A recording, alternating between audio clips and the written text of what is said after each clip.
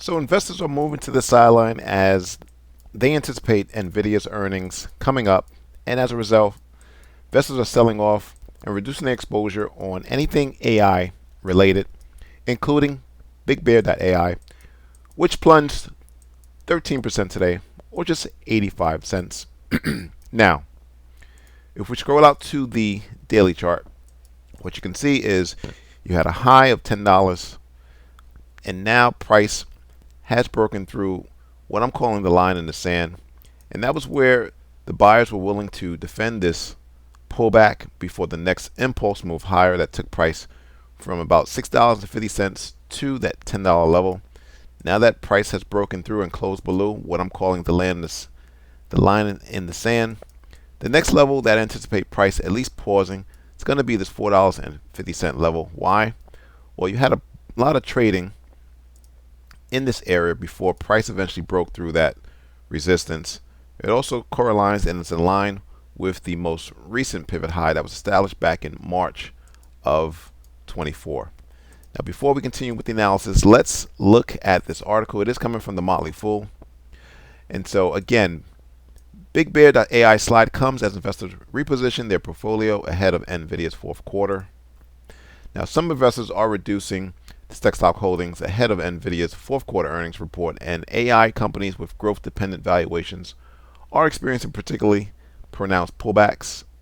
BigBear.ai falls into that category. Investors appear to be concerned about the potential for high market volatility if Nvidia's Q4 numbers and guidance comes in weaker than anticipated.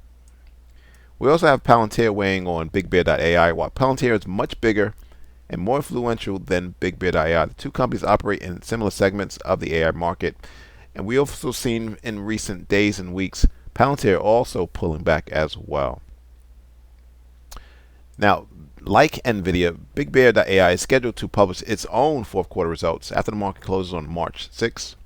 In Q3, its sales increased 22% year over year to 42 million, and the company said that it expected sales for the year to come in between 165 million and 180. The target points to a substantial sales growth acceleration in Q4, but investors will also be looking to see if the company has delivered on margin improvements. All right, so now getting back to the charts, what you want to do as a way to see if momentum has waned and potentially reversing, well, you want to look on the smaller time frames. So let's go down to pull up this hourly chart. We're going to go to the 4-hour chart, and you can see how this is a 13 simple moving average.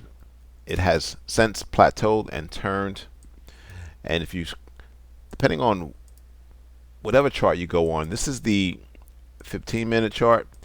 Look at the moving averages, just pointing from the upper left to the lower right. You know, kind of any way you slice this thing. Let's go to this daily chart and put it on the 1-hour chart, and you can see how price has been respecting this downtrend line. So again, the next level that I'm looking at is going to be again near this $4.50 level. Look at this huge gap higher. This is definitely telling you there's an imbalance between buyers and sellers. There are buyers licking their chops if and when price can get down. So let's zoom back out to the daily chart.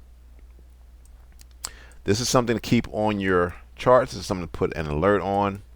Let's see how price will continue to move down. Let's see how price reacts to this level if and when price gets to $4.50. Thanks for watching and subscribe. Please like the video.